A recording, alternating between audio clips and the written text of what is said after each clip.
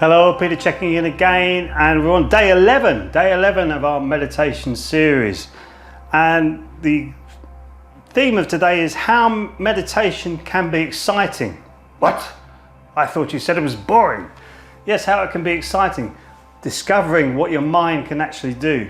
Discovering how your mind can actually move your emotions in the right direction rather than in the wrong direction. How you can move your focus in the right direction rather than in the wrong direction. Allowing things to swallow you up. It doesn't happen anymore. You go to the right direction, you start to move your life in the right way.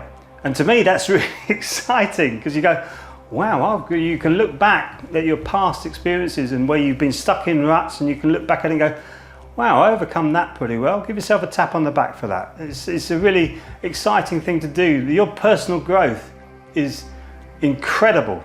When you get involved with it, you can really grow and grow and grow and expand yourself and really get in contact with yourself deep down inside.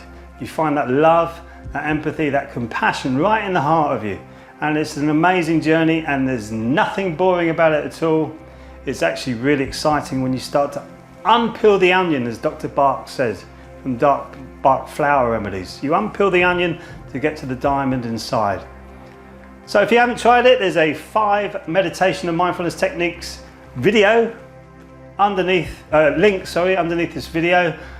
Please like and subscribe. You can try Qigong, you can try all sorts of meditation techniques on this channel, and also run courses. So just click the link, you can try the webinar, and you can get in contact with me if you want to know a bit more about the courses that I run. And I'll see you in the next video.